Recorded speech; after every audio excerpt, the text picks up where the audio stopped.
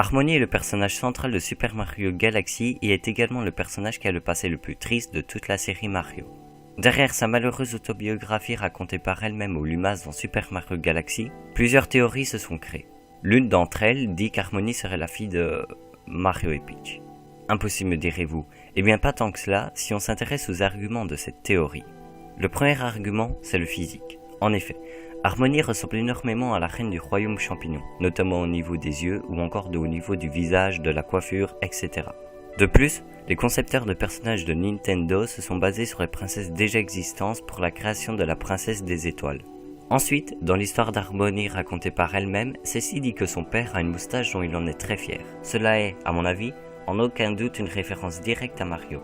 Mais si ce n'est pas le cas, qu'est-ce qui aurait pu pousser les créateurs du jeu à faire cette référence si ce n'est que pour nous donner un indice sur son identité? On remarque également que la jeune fille porte une couronne de princesse dès le début de son récit. Cela indique sans doute une ascendance royale. Mais l'élément le plus troublant de cette théorie se situe dans une image du livre. En effet, lorsqu'Harmony regarde avec son télescope sa planète d'origine et plus particulièrement l'arbre au pied duquel sa mère est enterrée, on remarque au fond un bâtiment qui ressemble énormément au château du royaume champignon. Simple coïncidence selon vous? Je ne pense pas.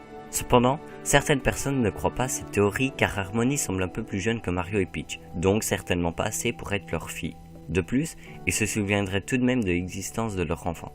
Et bien, malgré cela, il existe bien des explications possibles. Tout d'abord, rappelons qu'Harmony voyage dans un vaisseau capable de traverser l'espace très rapidement. Donc, il est aussi capable de parcourir le temps. Les raisons du voyage d'Harmony seraient qu'elle a volontairement voyagé, connaissant le péril qui attendait Peach et Mario, ainsi que les Lumas et tous les êtres de l'univers. Harmony aurait donc voyagé dans le temps pour aider ses parents dans le passé, ce qui, ici, explique qu'Harmony peut être un peu plus jeune que Mario et Peach et que ces derniers n'en connaissent pas l'existence. De plus, lorsqu'Harmony nous raconte son passé, nous apprenons que sa mère qui, si nous suivons cette théorie, est Peach, est morte et enterrée au pied de l'arbre. Cela est, une fois de plus, une preuve convaincante qu'Harmony est revenue dans le passé pour aider Mario et les autres, mais aussi pour éviter de la mort de sa mère, Peach. Pour finir, si Harmony est bien la fille de Mario et Peach et qu'elle se souvient de son passé, pourquoi ne leur dit-elle pas? Tout simplement car elle a peur du paradoxe temporel, peur de devoir s'expliquer, peur de ne pas être crue, peur de passer pour une folle. Si Harmony connaît Mario sans même que celui-ci se présente, cela colle avec le fait que ce soit son père, de même pour Peach. Cela explique également la dépression, la sombre tristesse permanente d'Harmony. Effectivement, ses parents sont là, près d'elle, mais elle ne peut pas les serrer dans ses bras, etc. Quoi qu'il en soit, cette théorie semble tirée par les cheveux, mais elle tient la route.